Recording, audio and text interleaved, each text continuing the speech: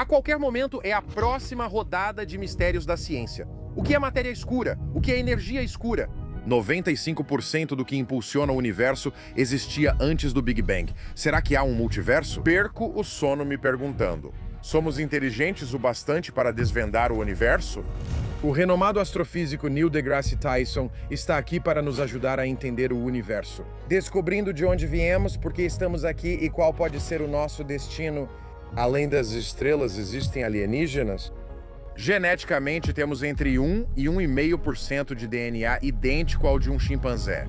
Imagine uma forma de vida que tenha 1,5% de DNA além de nós nesse vetor. Uau! Como nós pareceríamos para eles? A Terra poderia ser literalmente um aquário ou terrário que eles construíram para sua própria diversão. Acredito que há alienígenas inteligentes por aí. Se nos encontrarem e quiserem nos fazer seus animais de estimação, talvez seja nosso melhor destino. Estamos vivendo em uma simulação? É difícil argumentar contra isso, pois à medida que a área do nosso conhecimento cresce, o perímetro da nossa ignorância sobre qualquer coisa que os humanos já inventaram também aumenta. A ciência pode ser exclusivamente capaz de nos dar acesso à compreensão do nosso lugar no universo e caminhos seguros para o nosso futuro.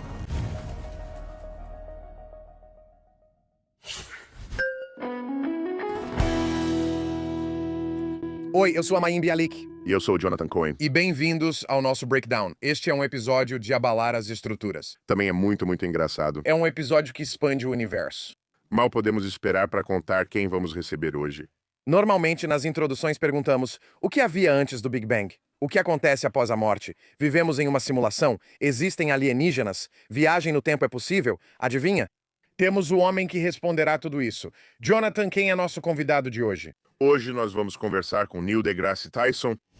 Ele é astrofísico e diretor do Planetário Hayden no Museu Americano de História Natural desde 1996, autor de 19 livros.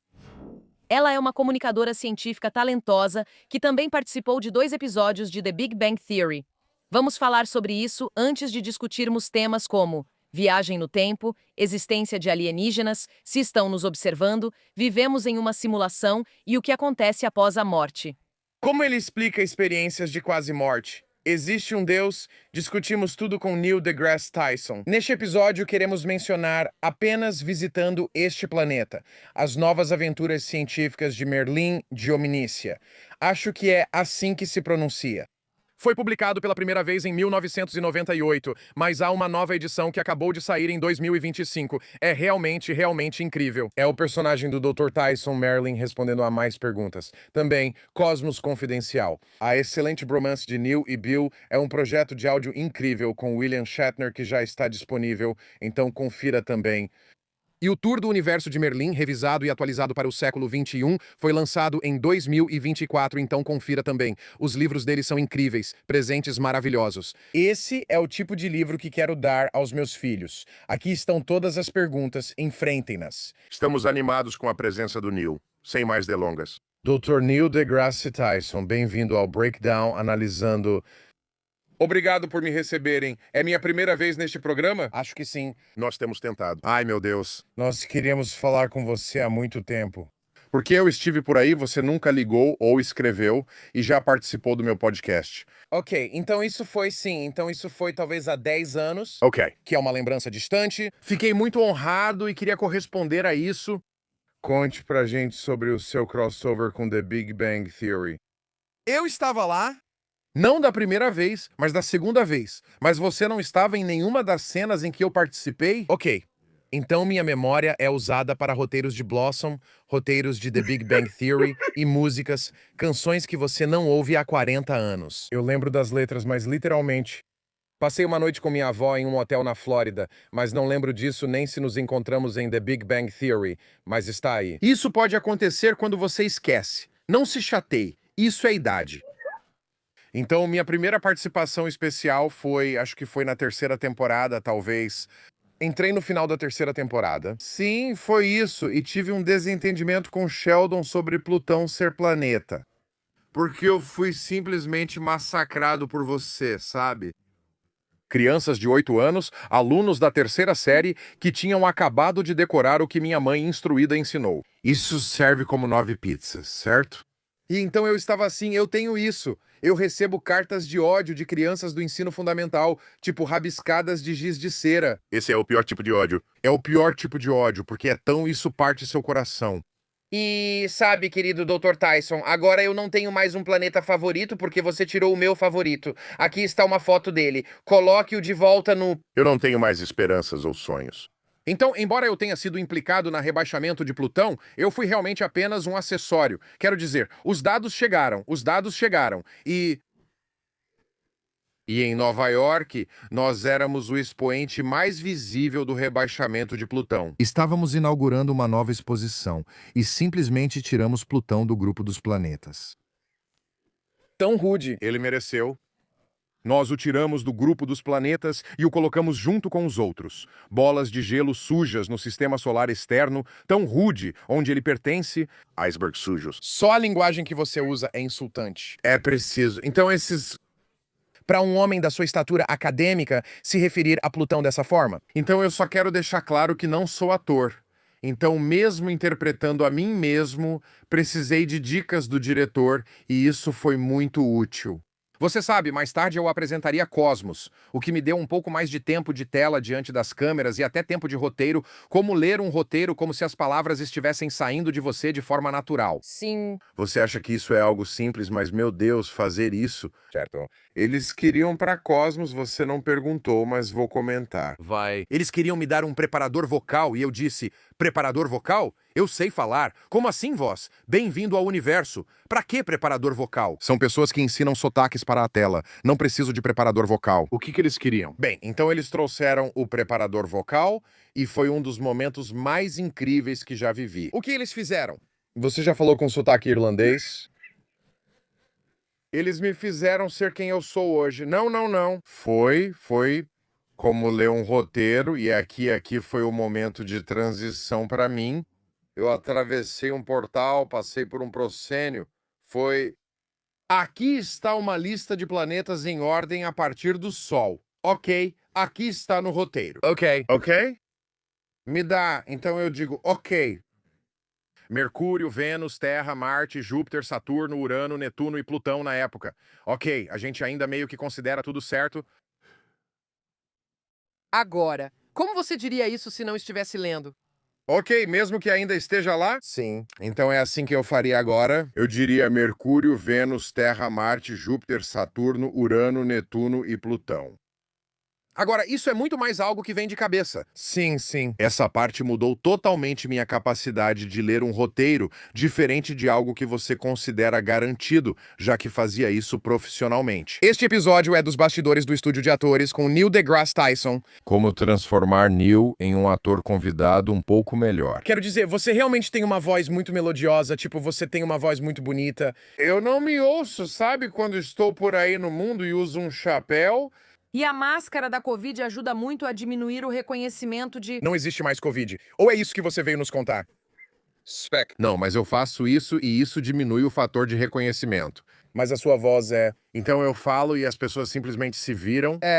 Tenho que fazer isso sem falar, se quiser ficar totalmente confortável. As pessoas me reconheceriam pela minha voz. Eu acho que se você tem uma voz em comum que não é, sabe, o timbre da maioria das pessoas... Agora faça no estilo do método dos planetas, como se todos estivessem prestes a ir em direções diferentes e o universo estivesse acabando. Oh, uau! Mercúrio, Vênus, Terra, Marte, Júpiter, Saturno. Minha motivação. Obrigado. Aquele treinador realmente funcionou. Então, na segunda vez... Eu ia justamente dizer, na segunda vez... Foi na temporada final e... Sim, todos lembram disso. Sim, foi quando você ganhou seu Nobel. Ah, é mesmo? Como assim? Só um pensamento depois. Ok. Eu não estava sob efeito de drogas. Ok. Eu só não seguro isso. Eu lembro se você faz ou não, ok, Então isso explica o porquê. Eu vou até atores que tiveram uma fala realmente impactante em um filme e eu simplesmente recito isso de volta pra eles. Eles vão me olhar e perguntar, o que você vai dizer? Então, eu tive que perceber que quando você atua, é uma performance naquele momento e você segue em frente. Correto. Isso não permanece com você como pode permanecer com as pessoas que seu trabalho tocou. Certo.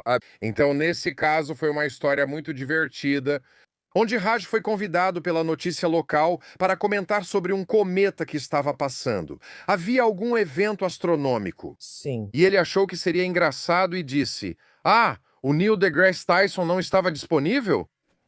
E o apresentador do noticiário, o âncora do jornal, simplesmente ignorou isso e continuou com a pergunta. Então isso deixou ele desconcertado. Então talvez eu não tenha sido a primeira escolha.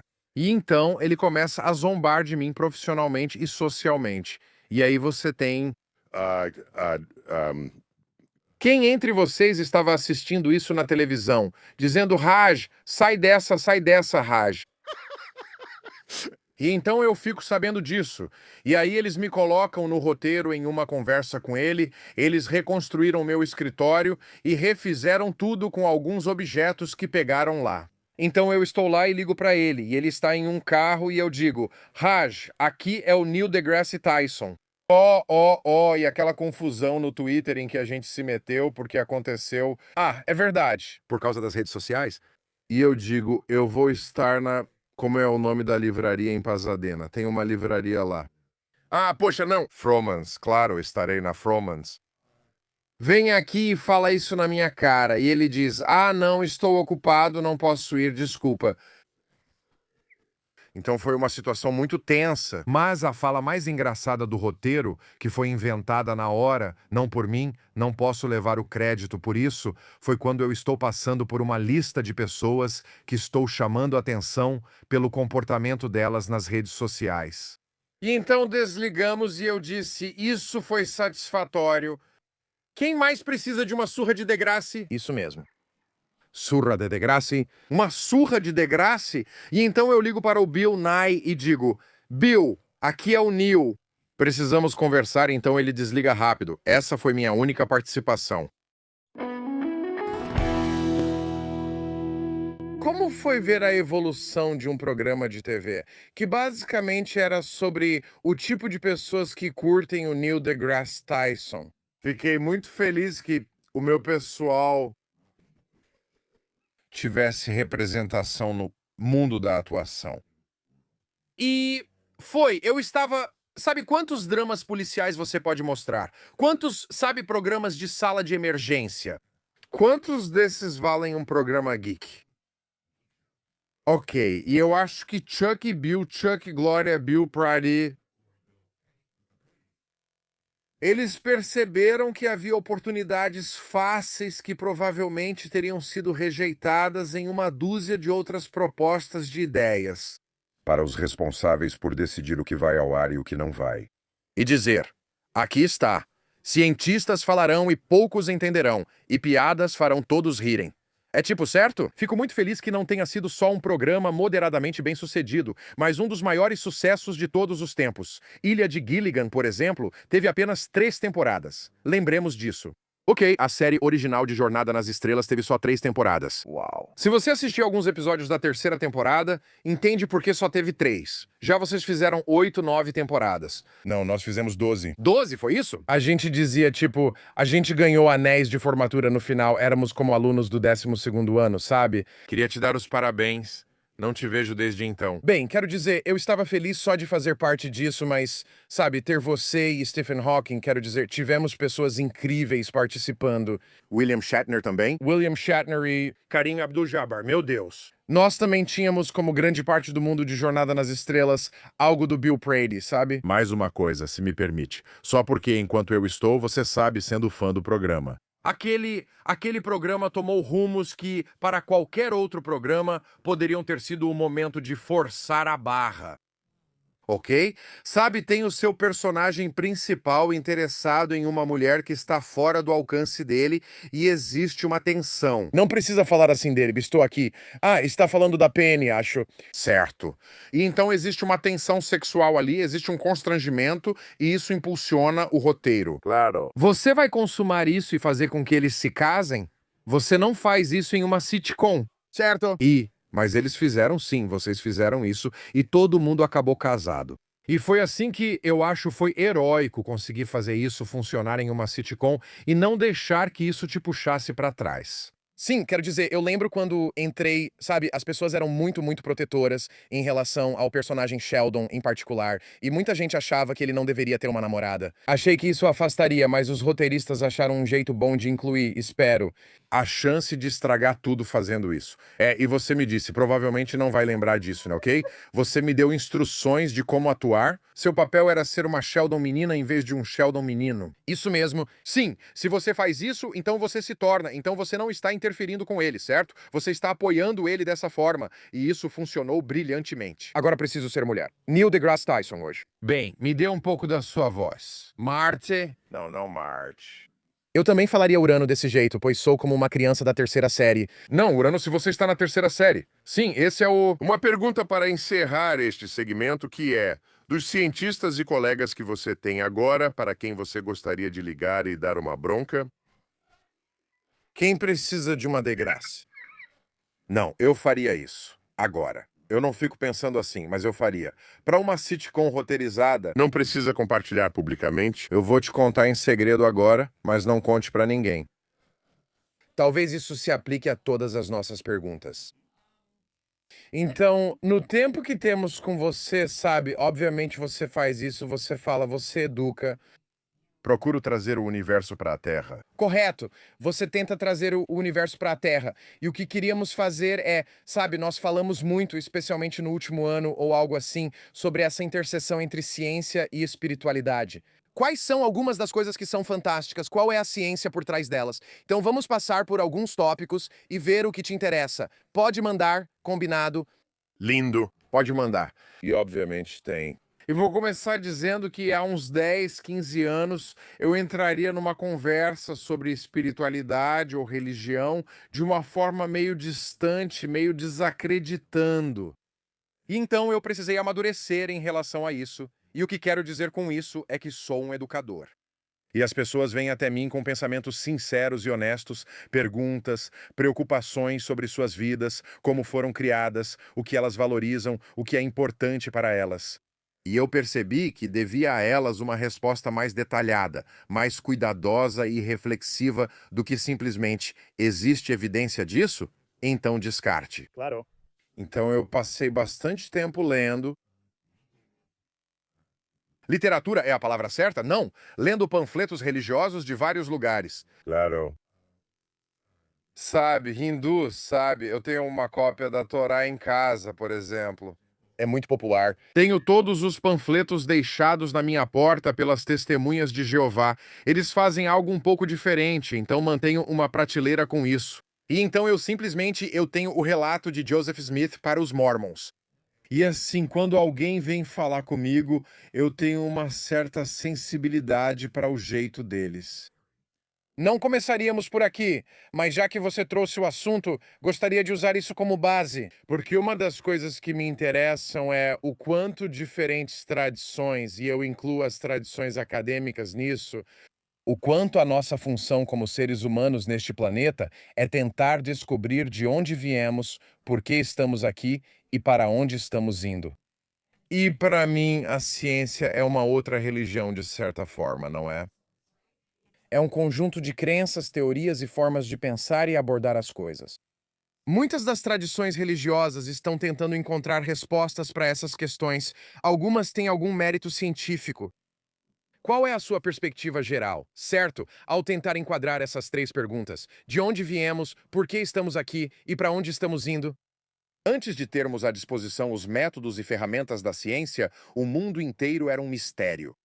Sabe por que é uma tempestade? Ah, Poseidon se levantou, caiu um raio, sabe? Até mesmo voltando ao início do século XIX, quando Benjamin Franklin está aprendendo sobre relâmpagos e como eles funcionam, o que os atrai, e ele inventa o para-raios. E agora você coloca isso no seu prédio e ele te protege de ser destruído. Mas antes disso, igrejas eram atingidas por raios. Certo. E se fosse a sua igreja e não a minha igreja, então era você pregando o evangelho errado, Deus te avisou. Então, a divindade de todos os tipos, seja monoteísta ou politeísta, era a explicação que as pessoas inventavam para aquilo sobre o qual não tinham controle. A ciência surge e, uma a uma, essas coisas vão sendo registradas nos livros de história. Ok, ninguém está culpando Poseidon, ou qual é a versão romana dele? Netuno? Ninguém está culpando o cara do tridente. Então, essa tem sido a tendência e essa tendência continua até hoje.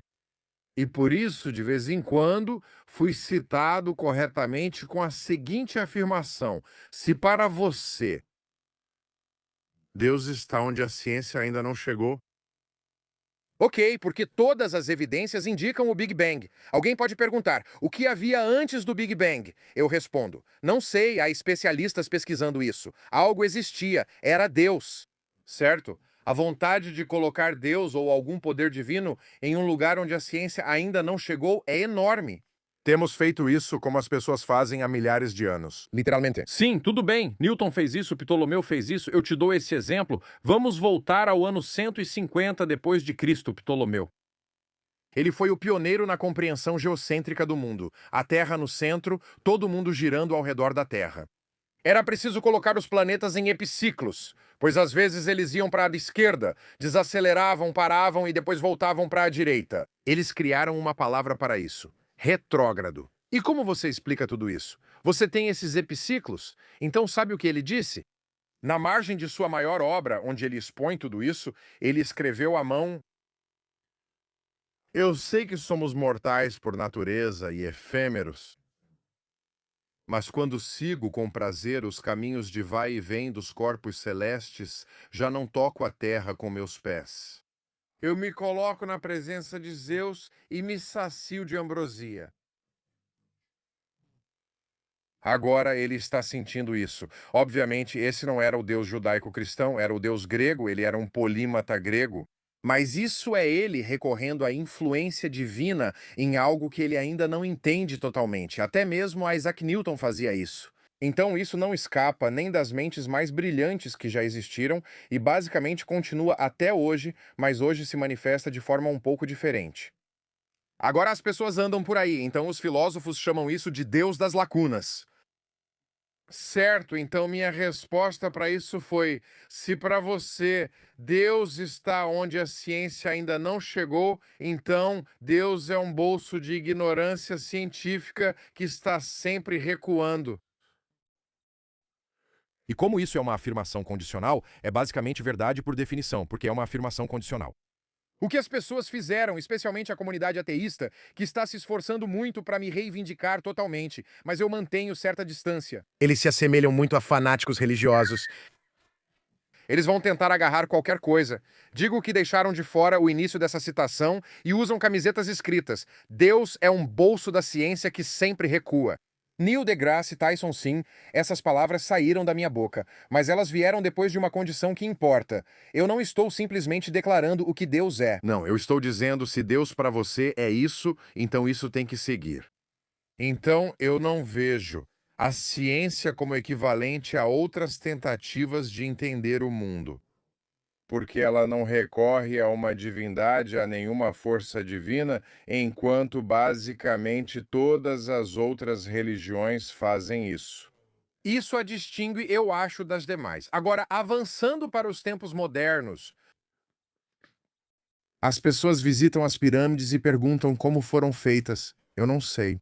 Aliens devem ter ajudado, então repare como alienígenas aparecem frequentemente nos relatos das pessoas. Então eu disse, talvez estejamos entrando em uma era dos alienígenas das lacunas, mas isso não tem aliteração. Então eu inventei uma nova frase, alienígenas da nossa ignorância. Então hoje em dia tem gente que vê alguma coisa, luzes no céu se movendo. Não sei o que é, deve ser alienígena. Alienígenas hoje ocupam o papel que Deus tinha em nossa ignorância antigamente. Mas a ciência avança e sim, existem teorias. A palavra teoria tem sido mal utilizada. Eu não quero culpar as pessoas por quê, mas deixa eu dizer oficialmente o que é uma teoria, tudo bem. Você não pode sair por aí dizendo, eu tenho uma teoria sobre isso ou aquilo. Não, você tem uma hipótese. Einstein tinha uma teoria, você tem uma hipótese. Se você tem uma ideia que não foi testada, é uma hipótese. Quando ela é testada e verificada, e reverificada, e organiza as coisas que acontecem no mundo de uma forma coerente, faz previsões que você pode verificar, aí sim, isso é uma teoria. Houve uma época em que chamávamos isso de leis, mas agora somos um pouco mais humildes daqui pra frente. A teoria da evolução de Darwin é algo que as pessoas não... A gente ainda, tudo bem, a gente ainda chama assim... As pessoas querem pensar só porque, e por razões compreensíveis, que quando você usa a palavra teoria, bem, a gente ainda está só inventando coisas e não sabe. A teoria quântica nunca foi provada errada experimentalmente, mas a gente ainda chama de teoria quântica. Chamamos de teoria da relatividade de Einstein, não de lei da relatividade. É só um reconhecimento do século XX de que uma ideia que pode estar certa em todos os testes feitos pode ter testes nos limites dela que mostrem onde ela falha. E que pode haver uma compreensão mais profunda nos esperando. É isso que está acontecendo agora. Foi isso que aconteceu entre Isaac Newton e Einstein. Isaac Newton tem as leis do movimento, as leis da gravidade, e elas funcionam. Fomos à Lua com as leis de Newton, certo? E então descobrimos, espere um minuto, se a gravidade é muito forte ou se você está se movendo muito rápido, as leis de Newton não funcionam mais. Estamos chegando à resposta errada. O que está acontecendo? Einstein diz, eu tenho a resposta. É a relatividade, e a relatividade funciona nesses lugares extremos e ela te dá a resposta certa. O que acontece se você colocar baixas velocidades e baixa gravidade nas equações de Einstein? Elas viram as equações de Newton. Não é como se Newton saísse e Einstein entrasse. Newton está inserido dentro de uma compreensão mais profunda, e é assim que a teoria nos leva para o futuro. Eu me pergunto, existe um lugar onde a ciência foi longe demais ao afastar um pouco do místico, um pouco do inexplicável? Será que fomos longe demais? Será que sou tendencioso ao dizer que a ciência nunca pode ir longe demais? Ela é concebida e construída para nos dar, nós, humanos frágeis, uma compreensão mais profunda do mundo em que vivemos. Para que não fujamos do que é misterioso. Como um dos títulos do livro de Carl Sagan era O Mundo Assombrado pelos Demônios, com o subtítulo, e o mais importante, A Ciência como uma Vela no Escuro. Sem a ciência, estamos vagando no escuro, fugindo de fantasmas. Posso te contar o que fiz com meus filhos? Devo admitir isso? Não sei, quando eram pequenos. Ok, minha esposa tem doutorado em física matemática, então nossos 2 filhos crescem com pais alfabetizados em ciência. Ok, nerds, ok, esse sabe tem... Vivemos numa época em que alguém pode te chamar de nerd? Se disserem nerd, sabe o que eu respondo? Obrigado pelo elogio. Sim. É tudo o que eu digo. Então eu queria isso. Eu não queria que eles tivessem medo de fantasmas. Ok, pois ainda não acredito que fantasmas existem ou já existiram. Então eles eram muito jovens. E aí eu disse, vou colocar vocês nesse armário, esse armário escuro, e fechar a porta. Ok, e então... Then... Eu vou chamar um monstro para tentar invadir o armário. Então, claro, sou eu. Criando filhos por Neil deGrasse Tyson.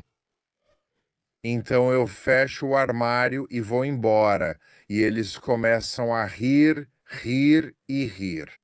E assim, eles nunca tiveram medo de virar uma esquina no escuro ou de uma casa assombrada. Isso reduz a diversão das casas assombradas, pois você simplesmente não acredita. Eu tenho medo de tudo porque meus pais entraram no armário comigo. E o monstro ainda estava lá. Então deixa eu te dar a outra metade disso. Sim, existem mistérios hoje em dia que as pessoas gostam. Ou isso dá a elas uma sensação de, como podemos dizer, uma sensação de não saber tudo. Isso é importante para algumas pessoas. Elas não querem que a ciência saiba tudo. O que elas não sabem é que, a qualquer momento, não faltam mistérios científicos que ainda estão aí, que ainda não foram resolvidos. É a próxima rodada de mistérios da ciência. Não é? Existem fantasmas no armário? Não, não é. O que é matéria escura? O que é energia escura? Como passamos de moléculas orgânicas para a vida autorreplicante? A Terra fez isso facilmente, mas ainda não sabemos como replicar em laboratório, apesar dos especialistas. O que havia antes do Big Bang? Existe multiverso? Conseguiremos criar um buraco de minhoca? Esses são mistérios, e existem mistérios menos grandiosos que ainda permanecem em todas as ciências.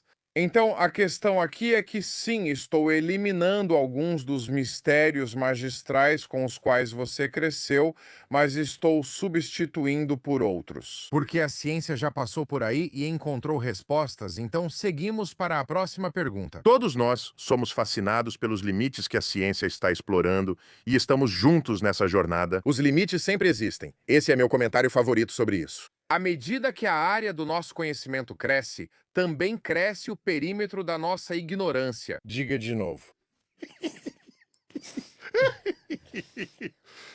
À medida que a área do nosso conhecimento cresce, também cresce o perímetro da nossa ignorância. Essa é a fronteira entre o que sabemos e não sabemos. Para mim, a ciência é eterna.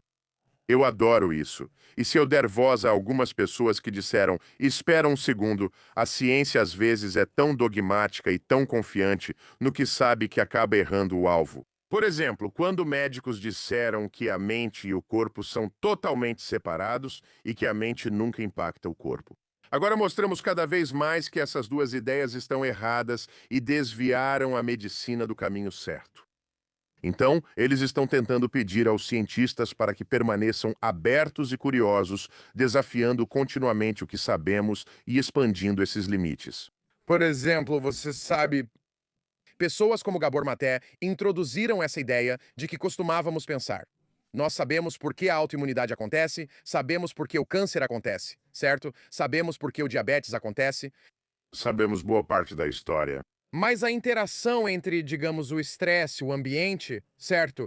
E a nossa fisiologia revela que existe uma combinação muito mais elaborada de coisas que compõem aquilo que, como cientistas, tentamos entender, mas há muitos elementos que são mais difíceis de identificar, correto? Então, algumas coisas primeiro, e eu já disse isso nas redes sociais, só para deixar claro. Física e astrofísica. E entender o universo é muito mais fácil do que entender a mente, o corpo e a alma humana. Ok? Então deixa eu deixar isso claro. A mente humana e sua interação consigo mesma e com o seu corpo. Meu Deus do céu.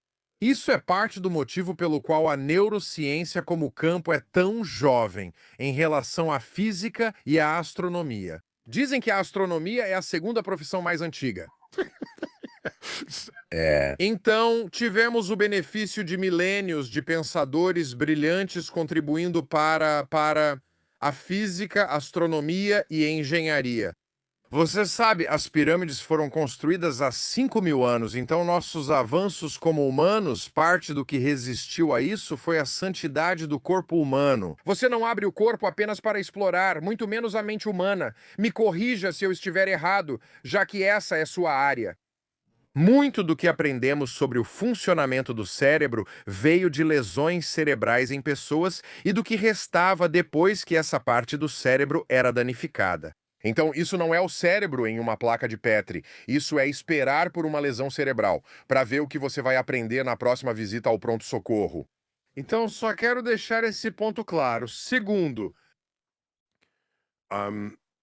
não faltam exemplos que você pode dar, como o que acabou de ser apresentado, onde existe uma verdade predominante, vamos chamar assim, que mais tarde será mostrada como falsa. Eu vou dizer sem hesitação que se você voltar àquela época e olhar para as pesquisas que estavam acontecendo, eu garanto, seja lá o que for que acabou sendo provado como errado, não foi verificado experimentalmente. Era assim. Eu acho que isso é verdade. Provavelmente é verdade. Eu fiz algumas coisas por conta própria. O que você acha? Sim, faz sentido, vamos declarar isso, e é a verificação experimental que torna isso verdadeiro. É muito difícil fazer experimentos no corpo humano pelos motivos que vejo. E na mente humana. Então é por isso que tudo, e especialmente a mente humana, por isso seus melhores exemplos disso vão vir da área da medicina. Ok? Onde os médicos estão em negação. Isso. Deixe-me operar esse cadáver e deixe-me fazer o parto do seu bebê. E você lavou as mãos? Não. Por que eu teria que lavar as mãos? São as mãos do médico.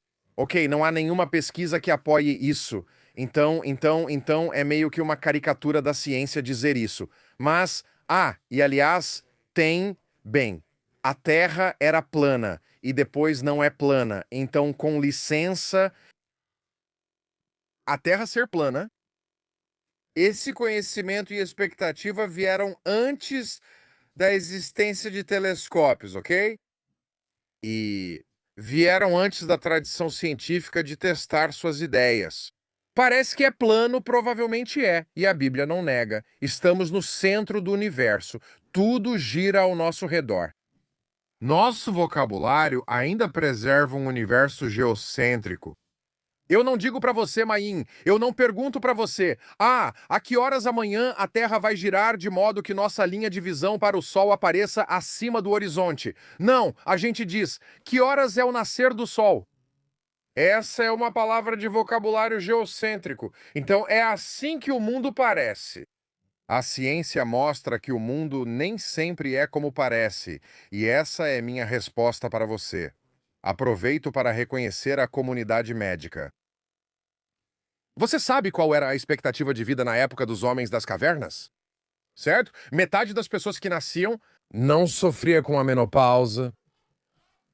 Essa é outra forma de dizer. Todos eram férteis durante toda a vida. Fazíamos nosso melhor trabalho antes dos 20 anos. Então, metade de todos que nasciam já estavam mortos aos 30 anos de idade. Metade, certo? Diz o homem das cavernas 10 mil, 20 mil anos atrás. Avance rápido para 1850, 1840. Metade de todas as pessoas no mundo morria antes de completar 35 anos. E todo mundo naquela época comia alimentos orgânicos e a água era pura. Isso não é justo, isso não é justo. Tudo isso é verdade, não precisa ser justo. Ok, todos eles comiam orgânico. E então, o que acontece? No final dos anos 1800, eles desconheciam a necessidade de lavar as mãos antes do contato médico. Na segunda metade do século XIX, a teoria dos germes amadurece. Temos Pasteur, que desenvolve isso. Nós trouxemos o microscópio para as nossas necessidades fisiológicas e, entre 1840 e hoje, dobramos a sua expectativa de vida. Com seus comentários, fica claro que a mente afeta o corpo. Os médicos não tinham ideia, estavam distraídos, independente do que mais acontecesse. O aumento da expectativa de vida se deve à medicina e à ciência, não à alimentação das pessoas. Meu caminho para essa descrição veio de uma charge da New Yorker, ok, do artista Gregory. Não sei se Gregory é o primeiro ou último nome, mas está escrito que ele assina.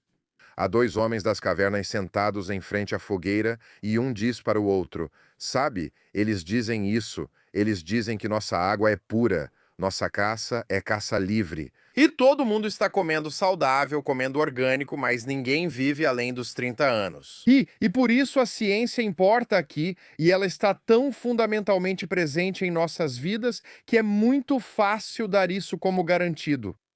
Essa é minha resposta. Aliás, sei que está relacionado, você não disse, mas vou mencionar. Há pessoas que dizem, a ciência nunca vai entender o amor, por exemplo. Se não for o amor, então coloque aí a sua coisa favorita. Então eu digo para essa pessoa, isso é porque você não quer que a ciência entenda o amor algum dia? E eu percebo que elas querem que a ciência tenha limites. E como cientista, eu não vejo isso como algo real e consigo imaginar um experimento em que a ciência compreenda totalmente o amor. Eu posso inventar um. Por exemplo, descobrimos que você olha para uma pintura e sente grande afeição por ela não é amor sexual, mas realmente você ama a pintura. O que sinto ao ver uma pintura não te diz respeito. Em inglês, nós não distinguimos entre simplesmente amar algo porque você gosta muito e o amor sensual romântico. Você olha para uma pintura e depois para ela de novo, sentindo o mesmo. Fazemos varreduras cerebrais e a mesma área do cérebro é ativada em ambos, repetindo o experimento com 100 pessoas. Ou se não for a mesma pintura, apenas algo porque elas têm carinho. Ok, encontramos o centro do amor no cérebro. Ok, agora vamos entrar no seu cérebro. Existe algo que não te importa e não sente nada. Eu estimulo essa área enquanto você observa, e então você diz, eu amo isso. Eu nunca percebi isso antes, e você faz isso ou automaticamente depois que eu estimulo o cérebro. Sabendo o centro do cérebro e como controlá-lo, a ciência entende o amor. Agora, a próxima pergunta. Isso é só um exemplo. Não sei se acontecerá algum dia. Sim, eu acho. É completamente plausível. Bem, e eu também acho, quer dizer, o amor é um bom exemplo. Acho que existem, com certeza, certos componentes que podemos entender. A espécie de sinfonia que cria atração e conexão, certo? É uma combinação de vários sistemas, não é? Então são várias partes do cérebro, talvez. Obrigada, nós agradecemos, é muito generoso da sua parte. Não. Eu simplifiquei o caso, tipo, considere uma vaca esférica. Eu simplifiquei para um experimento plausível. Correto. Talvez ainda não realizado. Correto. Isso me mostraria o que a ciência diz sobre o amor. Correto. Aliás, estou simplesmente encantado de estar na sua companhia. Estamos felizes por tê-la conosco. Não, de verdade, porque você simplesmente obrigado por me receber. Obrigada. Também estou muito feliz em estar na sua companhia, mas um pouco menos do que... Eu ouço isso o tempo todo. Tudo bem. Vamos falar sobre a teoria da simulação. Ah, claro. Eu conhecia a expressão, mas só quando tivemos Rizwan Burke para falar sobre a teoria da simulação que eu realmente entendi sobre o que estávamos falando. Quer dizer, eu já tinha ouvido pessoas dizendo algo como, estamos vivendo em uma simulação, e eu meio que pensava, eu não quero conversar com você. Mas depois que eu li o livro, eu entendi a estrutura do que é essa conversa. Então, sei que te fazem perguntas irrelevantes e não sei onde a teoria da simulação entra nisso. Como educador, me importo com o que desperta curiosidade. E a teoria da simulação está entre as 10 principais. Ok, ótimo. Então, Deus alienígenas, simulação nessa ordem. essas são nossas histórias de dormir. Buracos negros no multiverso. Eles vêm após Deus, alienígenas e a teoria da simulação. Vamos explorar a teoria da simulação. Manda ver. Quando você percebeu pela primeira vez a ideia da teoria da simulação? Qual é a sua opinião sobre isso? Parece fazer sentido pra você? O que não faz sentido? O que funciona pra você nessa teoria? É difícil argumentar contra isso, então a gente não gosta.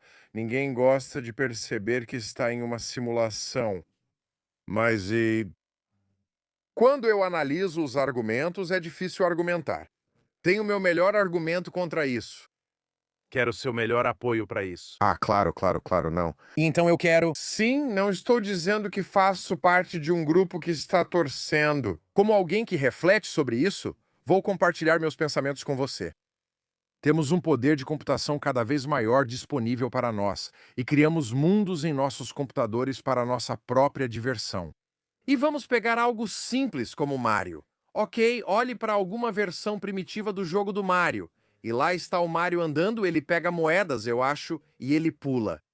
E você pode fazer a pergunta, o Mario tem livre-arbítrio?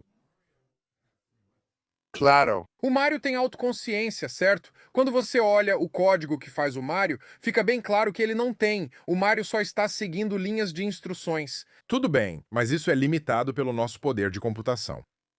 Podemos adicionar mais nuances ao personagem conforme o poder de computação cresce. E imagine um futuro com computação quântica, onde teremos milhares, milhões, até bilhões de vezes mais poder de computação. Chame de fenômeno, computação, Sofisticações. sim, sofisticações que podem ser colocadas na simulação. E Tipo, você pode inserir o livre-arbítrio? então você pode colocar tantas opções que a questão de saber se a sua escolha é livre-arbítrio nem importa mais? Porque o número de opções que você tinha disponível basicamente imita ter livre-arbítrio. Esta é a Matrix. Ok, exceto que na Matrix você está vivendo na sua própria mente e seu corpo ainda existe. Então... Ele derruba alguma coisa, né? Porque... Ah, você quer dizer no início, quando ele está com a oráculo, como ele saberia se fosse esse o caso? Então isso depende de se a sua linha do tempo já está compreendida. Claro. E você acessa a sua linha do tempo. Você pode voltar no tempo antes disso, certo? Tudo bem. Então agora, imagine um futuro onde criamos um mundo onde Mario acredita que Mario tem livre-arbítrio, porque as opções disponíveis para Mario em qualquer ponto são: eu passo pela porta, subo, desço, eu fico aqui, eu faço um bolo, eu peço uma pizza, sabe? Eu peço um Uber, É grande o bastante para ser indistinto. De se aproximar do infinito. E o limite à medida que vai para o infinito. Suas escolhas imitam o livre-arbítrio. O livre-arbítrio. Agora vamos criar 8 bilhões de pessoas e criar um mundo. Sou velho o suficiente para lembrar do videogame SimCity. Eu sou um garoto da cidade. Então você é o prefeito dessa cidade e eles podem te tirar do cargo se você não deixá-los felizes, tem pesquisas de opinião e você precisa movimentar dinheiro. Só tem uma quantidade limitada. Você aumenta os impostos? Assim você pode melhorar as escolas, mas as pessoas não vão votar em você se você aumentar os impostos? Existe toda uma dinâmica e você entra nisso e diz: meu Deus, eu sou o prefeito e estou fazendo isso e Eu sou importante. E uma característica que eu achei um pouco forçada. Mas depois eu disse, não, era real. De vez em quando, Godzilla passa pela sua cidade e eu disse, isso é estúpido. E depois eu disse, não, isso é real. É Donald Trump. E então pergunte, por que isso é real? Neil, por que isso é real? Porque houve o 11 de setembro? Não, não é literalmente o Godzilla, mas é algo que ninguém pediu. É um evento cisne negro. Ok, é algo que acontece e causa caos na sua cidade. E agora você tem que resolver o que acabou de acontecer. E então... Isso foi há 20 anos quando eu estava jogando esse jogo hoje. Imagine que existem 8 bilhões de pessoas em um mundo que elas acham que é o mundo real e todas elas simplesmente existem. E então elas evoluem porque programaram a evolução, não só a evolução biológica, mas também a evolução cultural e científica. E elas inventam computadores nesse mundo e ficam entediadas e querem criar um jogo. E então elas avançam para a computação quântica. E então elas têm um fractal? Então lá vai, e daí são simulações até o fim. Feche os olhos e jogue o dardo. Em qual universo você está? O primeiro que programou, o próximo, qual é o real? Ou os incontáveis outros? Vai acabar entre tantos outros? Então, eu não tenho um bom argumento contra isso. Eu tenho um argumento que ameniza, mas não tenho um bom argumento que tire isso da mesa. Posso te apresentar meu argumento que ameniza? Claro. Beleza. Ainda não temos o poder de computação para criar esse mundo. Claro. Então, não podemos ser um dos que já criaram outro mundo. Isso elimina todo o meio dessa cascata.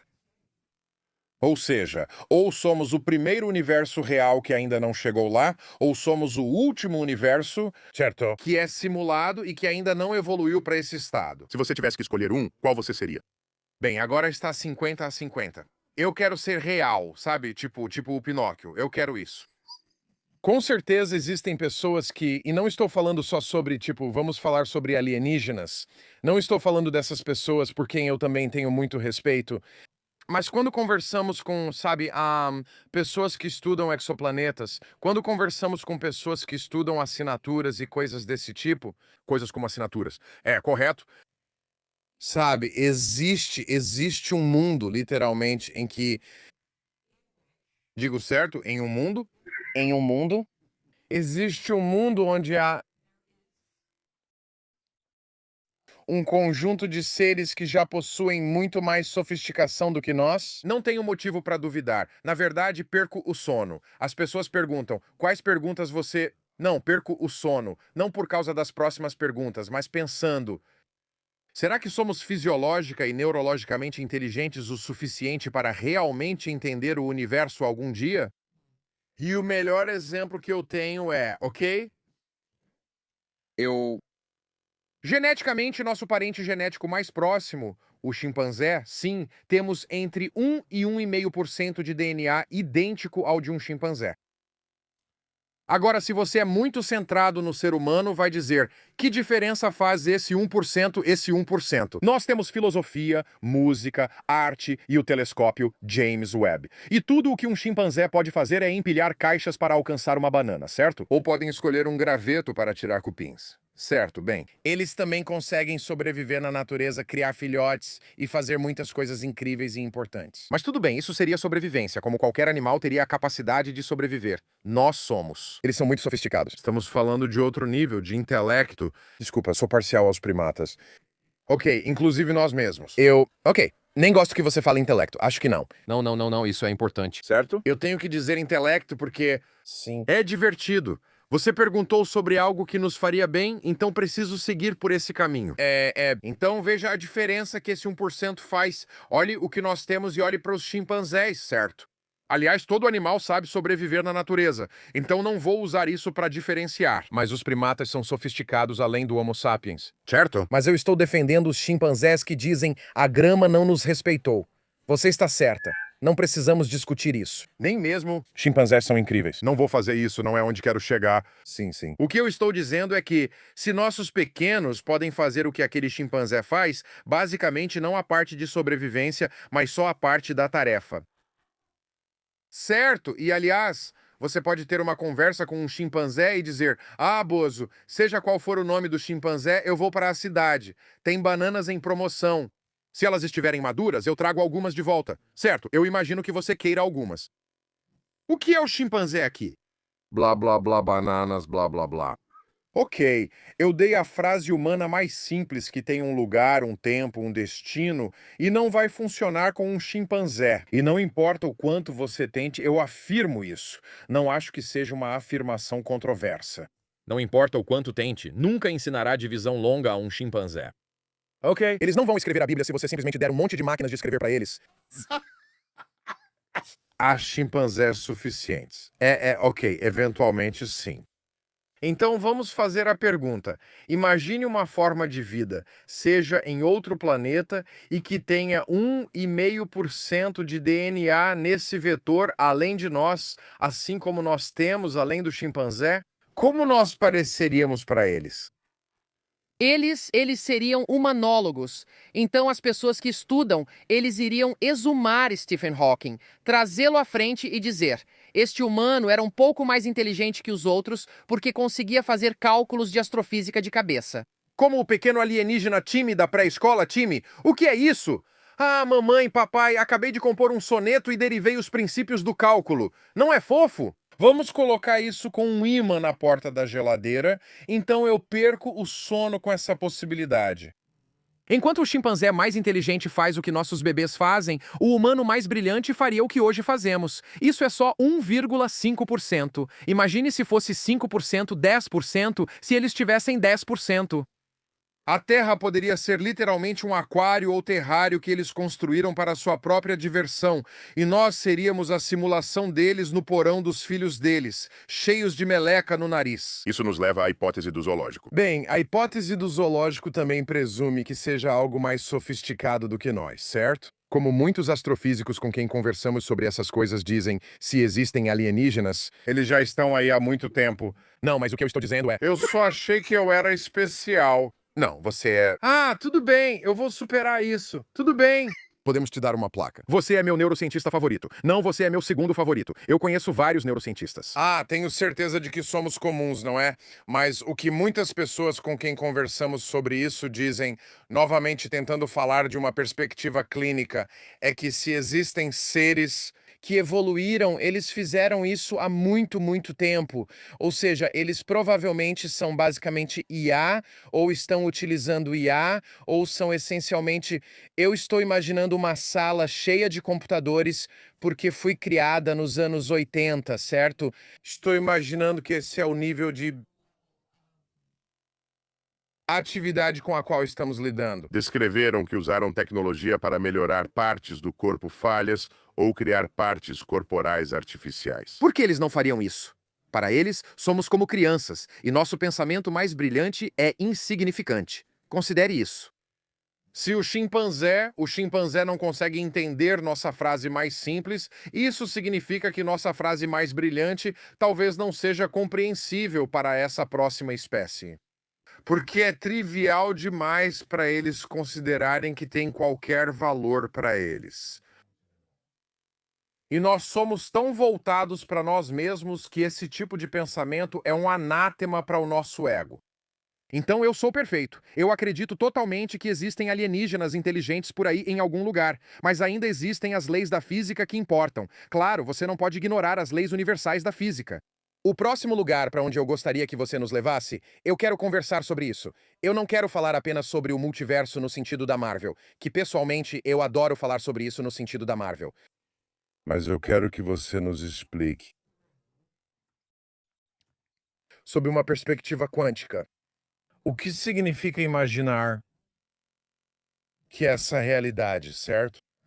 Por falta de uma palavra melhor, essa realidade não é a única realidade?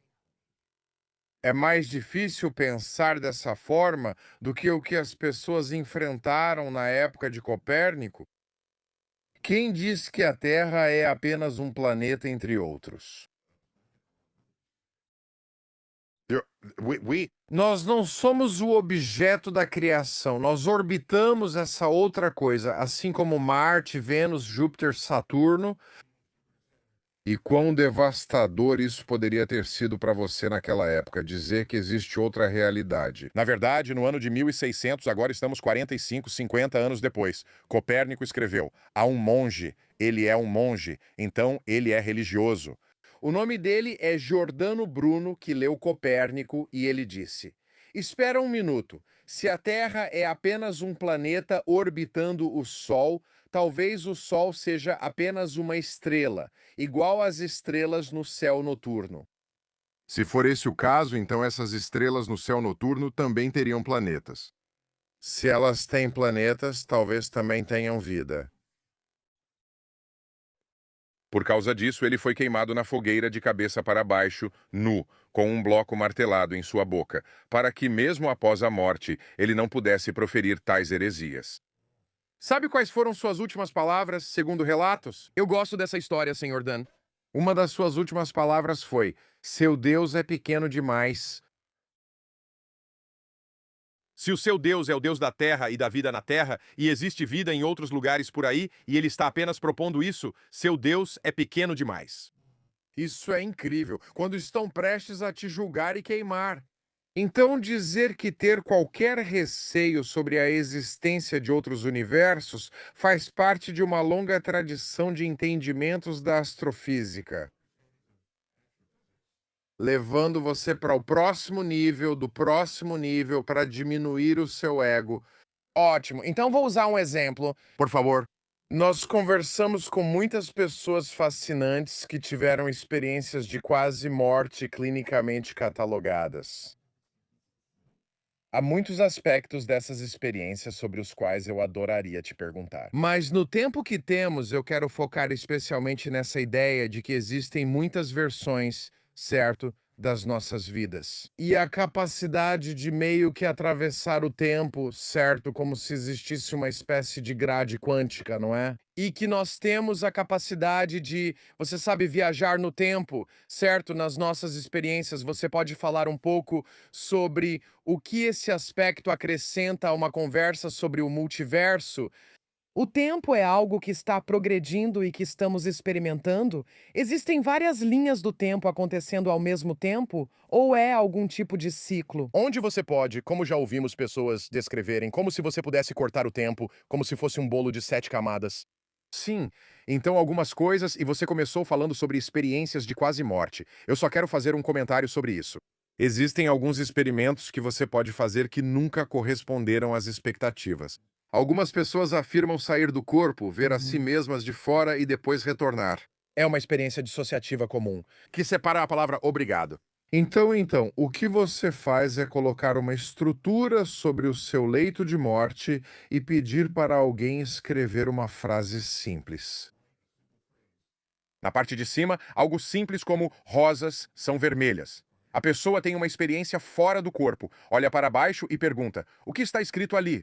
Se elas conseguirem dizer o que há lá, você terá boa evidência. Quero dizer, esse é o tipo de coisa em que deveríamos estar fazendo experimentos, em vez de apenas aceitar os testemunhos das pessoas sobre suas experiências pessoais. Claro. Então esse é o papel da ciência em questionar o testemunho de testemunhas oculares. Claro, Sabendo disso, o problema é que você não sabe quando alguém terá uma EQM. sabendo da suscetibilidade da mente humana de interferir na realidade objetiva ao relatar, esse é um aspecto disso.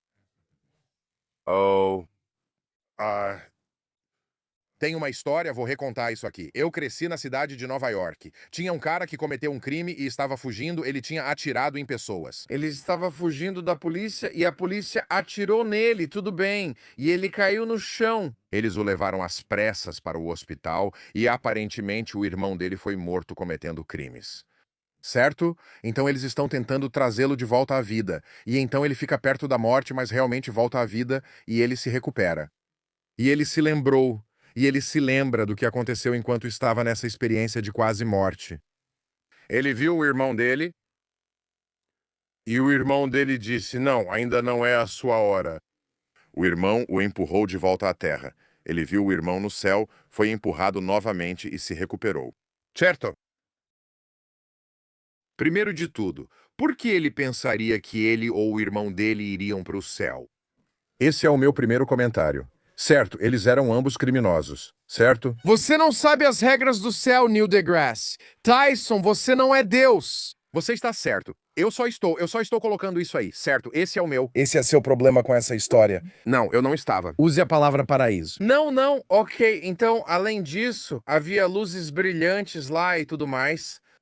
Ele está descrevendo a mesa da sala de cirurgia, com os médicos tentando reanimá-lo, pressionando o peito dele com luzes brilhantes acima dele. Mas o cérebro dele transforma isso em céu e nós ouvimos o relato dele. E especialmente para os religiosos, você quer que isso seja real, porque há muito investimento na realidade disso. No entanto, o cérebro é um lugar mutável. Quando terminei de ouvir tudo isso, são médicos massageando o peito dele enquanto ele vê as luzes da cirurgia. E esse é o céu dele, certo? Então, com as experiências de quase morte, eu quero que sejam feitos mais experimentos científicos do que apenas compilar relatos das pessoas.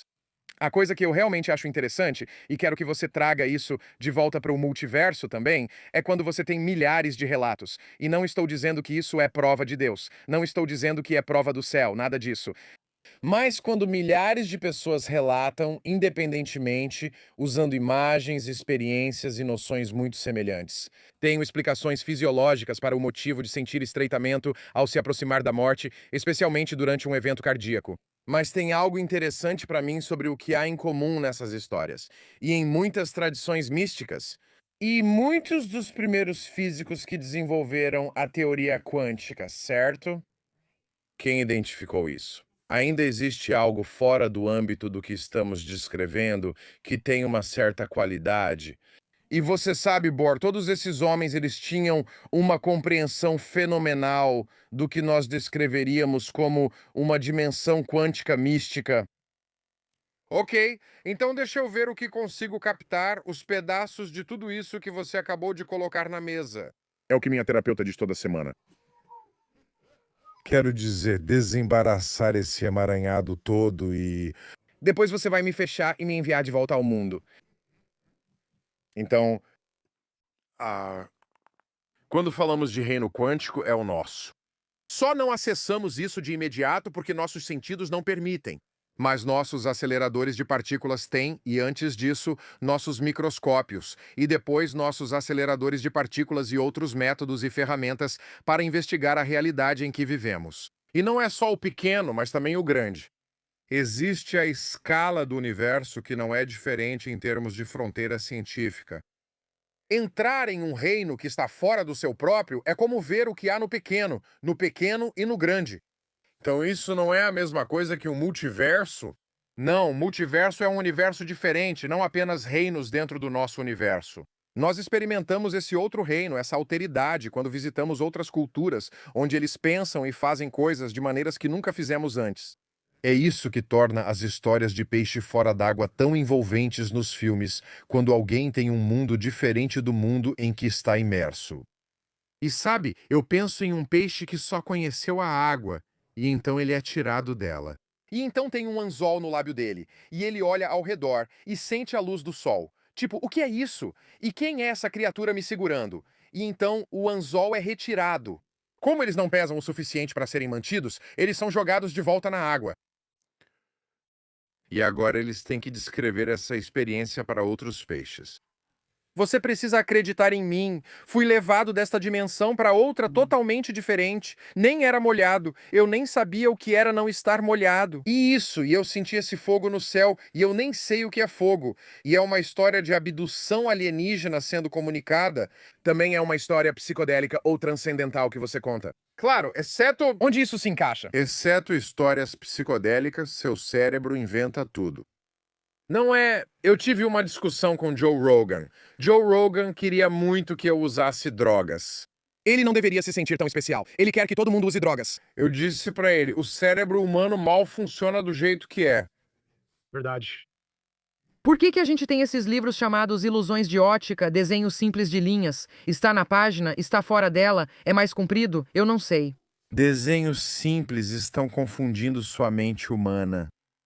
Nosso cérebro mal funciona. Agora você quer misturar substâncias químicas de qualquer tipo e afirmar que agora tem uma percepção mais próxima da realidade objetiva? Ainda não estou convencido.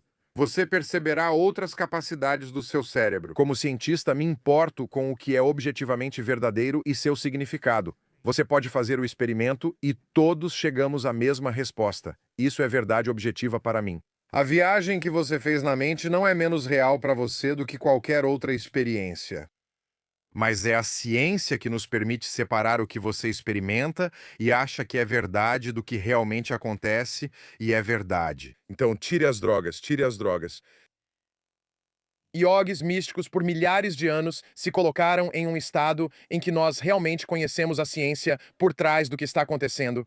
E existem estudos fenomenais sobre meditação, certo? O que está acontecendo em quem mesmo? Os monges tibetanos, você pode fazer imagens deles, não é? O que acontece quando você reduz suas ondas cerebrais para o estado teta e está acessando... Sim, é como se estivesse chegando ao teta. Você já usa metade do alfabeto grego. Gosto do meu estado alfabeta, mas não chego ao teta. Não, mas a ideia é que ao posicionar seu sistema nervoso de certo modo, você ativa os nervos parasimpáticos, especialmente o nervo vago, que está envolvido nesse processo. O nervo afeta todos os órgãos e reduz a frequência cardíaca, realizando funções impressionantes. Amo você, nervo vago. Quando você entra nesse estado, há relatos de milhares de anos. E até hoje, pessoas descrevem, com todo respeito ao Joe Rogan, praticamente o mesmo tipo de experiência psicodélica. Acesso de outro nível a uma consciência superior, certo? Elas sentem contato com algo maior que elas. Muitos veem o amor como linguagem universal, que muitos também chamam de Deus. Mas mesmo na ausência de drogas, essa é a química do nosso cérebro. Isso é endógeno, certo? Então, o que é essa experiência mística e o que ela pode nos revelar? Muitos afirmam existir uma consciência universal, algo que já vivi meditando. Isso não nos diz nada sobre a realidade objetiva na qual esse ser humano está inserido, porque tudo está acontecendo dentro da cabeça dele. E agora, isso é uma afirmação de mente fechada? Talvez, mas ainda não vi nenhuma evidência. Então, por exemplo, se ao entrar nesse transe, o yogi diz, a próxima lei da física quântica é essa, e ele escreve, e então nós experimentamos. Meu Deus, eu estaria entrando nesses transes. Eu diria, me mostre, vamos fazer isso, mas isso não aconteceu. Não, o que acontece são outras coisas sobre Deus, conexão e medicina. Eles entram em reinos espirituais. Bem, e para pessoas que têm trauma ou pessoas que não estão passando por TPT, aparentemente é muito útil. Eu nunca nego às pessoas suas experiências espirituais. Não vou fazer isso, não sou esse cara. Mas o multiverso são outros universos reais e existem diferentes variedades de multiverso. Quando a relatividade geral e a física quântica se unem, é um casamento forçado, pois não sabem agir juntas. Porque a física quântica é a ciência do pequeno e a relatividade é a ciência do grande. E no Big Bang, o grande era pequeno. Então, será que os fenômenos quânticos afetam o universo inteiro quando normalmente afetariam apenas partículas? Essa é a parte divertida e interessante que está sendo explorada ali. Então, existem dois tipos de multiverso. Bem, há mais, mas dois tipos básicos. Um deles é que estamos em um universo em expansão. Estamos nessa bolha, nesse horizonte. Neste espaço-tempo, pode haver, e provavelmente há, outras bolhas também se expandindo dentro desse espaço-tempo. Ok, mas o espaço-tempo se expande mais rápido do que essas bolhas conseguem se sobrepor. A gente acha que se elas se sobrepuserem, quem sabe como isso seria? Mas existem bolsões de universos se expandindo dentro de um único espaço-tempo. Todos esses universos teriam leis físicas iguais. Enquanto outro tipo de, pelo que eu entendi, porque eu não sou o pesquisador na linha de frente aqui, posso te dar o nome de 3 ou 4 fontes confiáveis aqui. Então, outro tipo é a física quântica. Nesse estado, cria um universo totalmente novo, um para cá, outro para lá, e a física quântica tem variações quânticas nas propriedades físicas. E então, neste aqui, a carga do elétron é um pouco diferente, e neste aqui, a antimatéria se comporta de forma um pouco diferente. E talvez neste universo haja mais planetas do que neste, ou talvez não haja matéria nesse universo, e assim por diante. Essas variações dificultariam imaginar outra forma de vida com a qual pudéssemos ter qualquer relacionamento real. É esse outro tipo de multiverso, onde as pessoas pensam que naquele universo eu tenho um cavanhaque e sou mau. Ou eu me casei com meu amor de infância em vez desse vagabundo que eu nem conhecia. Não precisamos levar para o lado pessoal. Essas são realidades alternativas reais, não quero confundir com o que se passa na sua cabeça. Correto? Só para concluir, alguns usam a teoria da simulação para explicar um filtro interno que afeta a nossa realidade, onde, em estados meditativos, você deixa de lado esses filtros e parte da programação da infância. E sabe quanto da realidade é objetiva que todos nós estamos experimentando e quanto é subjetiva, baseado no fato de que você e eu vamos olhar para algo? Não importa o quanto achemos parecido, nunca será igual. O que eu entendo sobre isso, e Maim pode confirmar ou negar, é que em todos os momentos é uma mistura dos dois. O que importa é que o estado do seu cérebro resulta da combinação dos seus sentidos, trazendo a realidade para a sua mente recebendo, interpretando e te dando um entendimento dessa realidade. E esse entendimento não vai necessariamente corresponder ao entendimento fornecido por outras pessoas. E é por isso que precisamos da ciência em primeiro lugar. 100%. E o interessante é que quando as pessoas estão meditando assim, a semelhança dessa experiência parece ser universal, de certa forma. Isso é intrigante. Quer dizer mundialmente, não universalmente? Está falando com um astrofísico? Ok, tipo, Miss Universo sempre foi a Miss Terra. Vamos deixar isso claro. Justo. Sim. Então, se estados meditativos são reproduzíveis para alguma experiência comum, isso nos sinaliza a origem comum da mente humana entre todos nós. Quero dizer, isso tem conclusões biofisiológicas interessantes que você pode tirar, ganhando acesso a esses estados evolutivos mais profundos que nós superamos, mas talvez ainda estejam lá, à espreita, seja para o nosso benefício ou para. Gosto de pensar nisso como uma evolução paralela, sabe? Ou seja, não vejo como algo com começo, meio e fim. Mas ainda assim, deixa eu voltar ao elemento do tempo. Ah, sim. Adoro falar sobre o tempo. É, ok, um dos meus livros favoritos. Costumo ler mais não ficção do que romances. Então talvez existam muitos outros livros que me encantariam do jeito que esse me encantou. Eu só nunca os li. Vamos ver o que ele tem a dizer? Não, é Matadouro 5 de Kurt Vonnegut. Ok, sim, é parcialmente autobiográfico. Na época dele, servindo na Segunda Guerra em Dresden após o bombardeio das forças aliadas. Mas o que ficou para mim foi que ele foi abduzido por alienígenas. Eu adorei. E ele foi colocado em um zoológico. Em um quarto fechado. E isso soa como eu não quero isso. Mas os alienígenas deram a ele acesso à linha do tempo da vida dele, então a qualquer momento ele podia simplesmente voltar para a vida dele e viver aquele momento. Um salve para Kurt Vonnegut. Sim.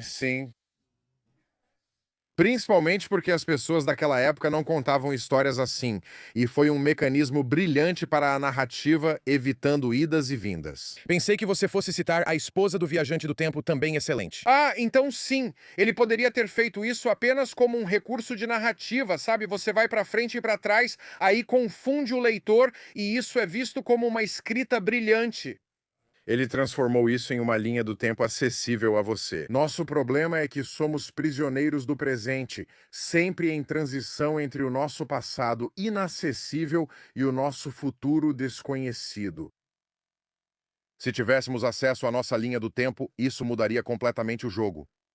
A questão é, ao voltar no tempo, você pode criar uma ramificação e mudar o futuro ou precisa repetir tudo como foi? E será que isso tornaria sua vida entediante? Isso é apenas um bônus. Pergunta, você conhece os registros akáshicos? Talvez eu tenha ouvido falar. Está me parecendo familiar, mas me dê mais detalhes. Não sei se eu concordo com isso. Essa noção está presente em muitas tradições místicas com diferentes nomes. Nas tradições indianas, várias falam disso há séculos, até milhares de anos. Índia, você quer dizer o subcontinente indiano? Tipo o sul da Ásia? Sul da Ásia. Eu nunca... Com licença. Desculpa, com licença? a noção, e muitos em comunidades com as quais você talvez não tenha contato, mas muitos em círculos holísticos, alternativos, espirituais, místicos e iogues, acreditam que existe um registro acessível de todos que pode ser acessado. É tudo o que você já fez. Então, é uma consciência coletiva. É literalmente uma consciência coletiva. E existe uma meditação elaborada que você faz para acessá-la. E existem pessoas que fazem leituras para outras pessoas, você dá suas informações e elas trazem coisas à tona. Quero dizer, você tem mais experiência com isso porque já ouviu falar mais sobre isso do que eu. Mas é interessante que esses são lugares onde eu gostaria que tivéssemos mais informações, né, sobre o que estamos realmente acessando. Muitos não precisam de provas, apenas dizem, acredito, logo existe. Essas pessoas não são cientistas, que Deus as abençoe. Vou propor um desafio. Existem 4 forças da natureza. Tudo bem. Eu sou uma delas, Neil não. Isso faria de você a 5ª força da natureza, tudo bem? Quase toda a nossa experiência de vida depende da força eletromagnética, que mantém moléculas unidas, pensamentos e interação com a luz. Sim, claro, existe a gravidade, ela nos mantém na Terra. E existe a força nuclear forte que mantém nossos átomos como eles são, mas nós não experimentamos tanto os átomos quanto experimentamos as moléculas. E as moléculas se unem por causa da força eletromagnética, a carga do elétron, certo? É isso que nos mantém todos juntos. Correto, literalmente correto. Quando o LIGO, o Observatório de Ondas Gravitacionais por Interferometria a Laser, mediu essa onda gravitacional criada pela colisão de 2 buracos negros em uma galáxia. Há muito tempo, muito distante, muito distante. Isso passou pelo experimento, especificamente projetado de forma requintada para detectar uma ondulação no tecido do espaço e do tempo. Ele tinha que ser tão sensível que poderia detectar uma mudança na posição igual a 1/100º do diâmetro de um núcleo atômico. Isso nem é um número. Tá bom, tá bom. Se você tem poderes de telepatia, de ler mentes, seja lá o que for, isso vai aparecer nesse experimento, porque estamos monitorando o comportamento de toda a matéria e energia que está interagindo com outra matéria e energia. Então, se não vemos isso, eu fico com muito pouca confiança de que você realmente está fazendo alguma coisa. Interessante. Isso é muito interessante. Vou te mostrar o quão sensível isso é. Se alguém andar a 800 metros, isso gera uma vibração na Terra que eles detectam. Então todo mundo fica em silêncio quando eles estão fazendo o experimento. Há coisas que eles não conseguem evitar, como o borbulhar da Terra ou as nuvens. Então eles modelam isso e depois subtraem dos dados. É assim que a ciência é precisa. Você disse que a ciência é convencida, acha que entende tudo. Mas o que entendemos, temos razão para confiar. Na fronteira do desconhecido, é melhor ser humilde, senão vira um babaca. Ok, vou te dizer, a gente não sabe. Digo humildemente, não sabemos. Matéria escura, Andrew escuro. Posso listar para você. Sente-se, seja humilde. Compartilhe coisas que você desconhece, que estão na fronteira do conhecimento e intrigam. Ah, não é só o que eu não sei, é o que não se sabe. Sim, se fosse só eu pesquisaria, certo? Não. Para mim, as 4 maiores perguntas são: o que é matéria escura? A gente consegue medir? Não sabemos a causa. O que é energia escura? A gente consegue medir, então é real. Não inventamos isso, é uma medição de energia escura. Não sabemos o que é. Junte tudo isso. É 95% do que está impulsionando o universo. Tudo que conhecemos e amamos sobre química, biologia, física e engenharia. Está em 4 ou 5% do que ocorre no universo. Quero saber como passamos de moléculas orgânicas, produzidas facilmente pela natureza, para a vida autorreplicante. É a melhor pergunta. Eu adoro, é a melhor. Quero saber o que havia antes do Big Bang. Eu sei. Eu quero saber. Os humanos são inteligentes o suficiente para desvendar o universo, ou somos apenas espertos o bastante para subir mais um degrau na escada? Colocado ali por pessoas que vieram antes de nós e nós lentamente subimos a parede? Nenhuma pessoa teve esse brilho todo. Eu não consigo inventar o cálculo, não sou inteligente o suficiente, mas Isaac Newton conseguiu. Estou apoiado nos ombros dele, usando o cálculo para fazer outro avanço. Talvez possamos aprimorar nossos métodos até o que o bebê alienígena faria facilmente. Então talvez seja assim que a gente descobriria o universo. Eu não sei, mas para mim essa é uma grande questão. Essas são as minhas 5 maiores perguntas. Ok, então eu quero perguntar algo sobre o que existia antes do Big Bang. Porque a resposta para isso, e eu sou uma pessoa que vem de uma tradição religiosa e espiritual, onde a gente fala muito sobre isso. Nossos textos cabalísticos exploram temas que o Antigo Testamento nem aborda, muitos ligados à física e outros assuntos. Você é cabalista? É isso? Eu não sou cabalista, mas valorizo o nosso texto. Quem mais? Madonna era cabalista, não era? Madonna estudou em uma instituição que ensina cabala. Mas então, na nossa tradição não é algo A nossa é a tradição judaica. correto. Na tradição judaica, isso não é estudado de forma leviana, sendo uma busca intelectual e religiosa bem específica.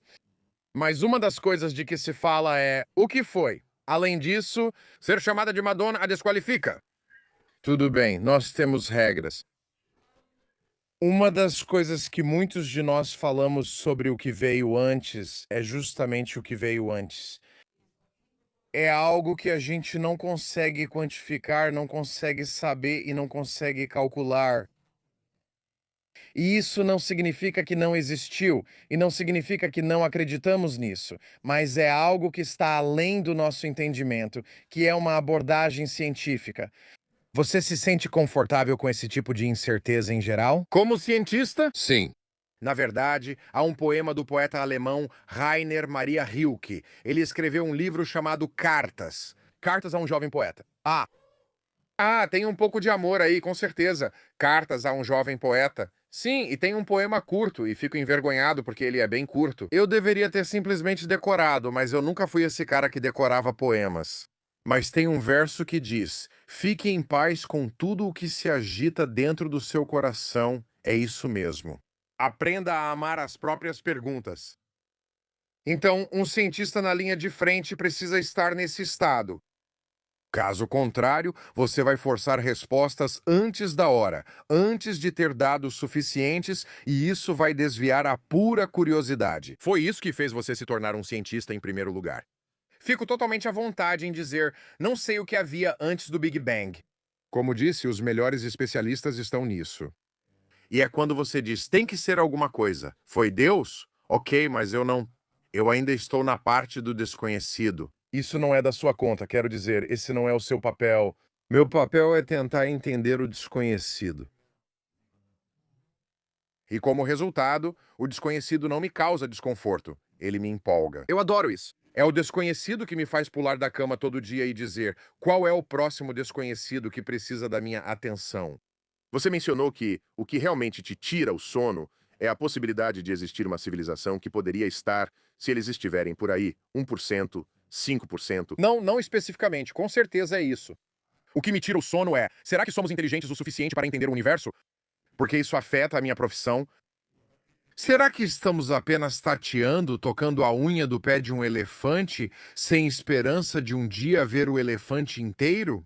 Estamos aqui criando hipóteses sobre a verdade maior. É isso que me tira o sono à noite. Não se existem alienígenas mais inteligentes. Estou tranquilo, e se eles nos encontrarem e quiserem nos adotar, tudo bem também. Como você trata seu animal de estimação melhor do que uma pessoa em situação de rua que acabou de ignorar indo ao escritório? Ela está meio que julgando. Mas eu estou errado? Recentemente comprei comida para um homem em situação de rua. Sim, mas você o convidaria para a sua casa, daria comida e deixaria ele tomar banho, do mesmo jeito que faria com um animal de estimação de rua. Então, tratamos nossos animais de estimação melhor do que tratamos seres humanos que são estranhos. Título do episódio: Tomara que a humanidade vire animais de estimação dos alienígenas. Esse é o melhor que podemos esperar. Caso contrário, não vai ser bom para nós. O universo vai acabar e devemos nos preocupar porque está implodindo lentamente? Quero dizer, se acabar, a gente nem vai saber. Bem, todos os nossos dados nos dizem que estamos em uma viagem de expansão sem volta e temos que lidar com isso. Não vai reciclar? É filosoficamente desconcertante, porque se fosse um universo reciclável, isso eliminaria a questão da origem, ele simplesmente sempre esteve em ciclos.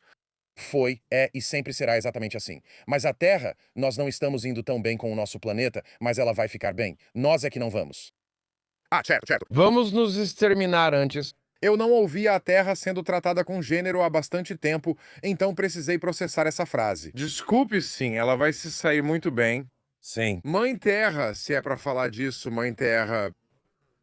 Quando as pessoas dizem salve a Terra, não, a Terra vai continuar aqui, antes, durante e depois. Qualquer coisa que façamos com ela é salvar a vida na Terra. E nem é salvar os humanos, é salvar a vida na Terra. Nossa sobrevivência depende da sobrevivência da biosfera na qual estamos inseridos. Que nós já estamos destruindo. Isso foi animador. Ok, mas você quer que eu anime você? Vamos encerrar com esperança. O que você espera que as pessoas levem e apliquem no dia a dia? Sobre todos os tópicos que discutimos, mas especialmente sobre o nosso lugar no universo e ter entusiasmo pelo desconhecido. Sim, eu sou tendencioso aqui, mas não tenho vergonha desse viés. Que de tudo o que os humanos já inventaram, a ciência pode ser exclusivamente capaz de nos dar acesso à nossa compreensão do nosso lugar no universo e garantir caminhos seguros para o nosso futuro, para assegurar nossa saúde, nossa riqueza e nossa segurança. O grau em que as pessoas negam Ou rejeitam a ciência será a ruína de uma civilização informada. Podemos simplesmente dar meia volta e voltar para as cavernas, pois é lá que acabaremos sem ela. Neil deGrasse Tyson, é uma honra ter você aqui e um prazer conversar sobre todos esses assuntos. Esperamos ter mais tempo com você no futuro. Seu Deus é pequeno demais. Meu universo é pequeno, mas está se expandindo. Essa foi uma das minhas histórias favoritas e também assustadora. Também tem coisas que ele fala que parecem poemas, tipo, será que ele ensaia na frente do espelho? Eu gostaria de ver dentro do cérebro dele quantas dobras ele tem. Por favor. Disseram que Einstein tinha muitas dobras. Você acha que ele tem muitas dobras? Onde ele guarda todas essas informações? Ele não tem letra de música aí? Eu acho que ele não tem nenhuma música. Eu não sei se isso é verdade. Alguém notou o padrão da camisa dele? Parece roqueiro, mas não vejo letras de música ali. Você precisava ver. Ele entrou com chapéu e camisa de caveiras. Sim, ele não sabia das caveiras na camisa ao comprar, era um detalhe oculto. Assistindo ao episódio, você percebe que são caveiras? Ele é tão fã de The Big Bang Theory, é inacreditável. Bem, eu acho que o que ele disse é muito verdade. Que, sabe, foi muito especial ter um programa sobre esse aspecto da cultura e da nossa sociedade. Eu nunca tinha visto antes quando fiz o teste para participar. Então eu lembro que quando eu meio que descobri sobre isso, eu disse, essas são as pessoas com quem eu faço pós-graduação. Essas são todas as pessoas com quem eu convivo diariamente quando estou na pós-graduação. Eu sinto que meu argumento sobre a conexão mente-corpo foi um pouco mal colocado.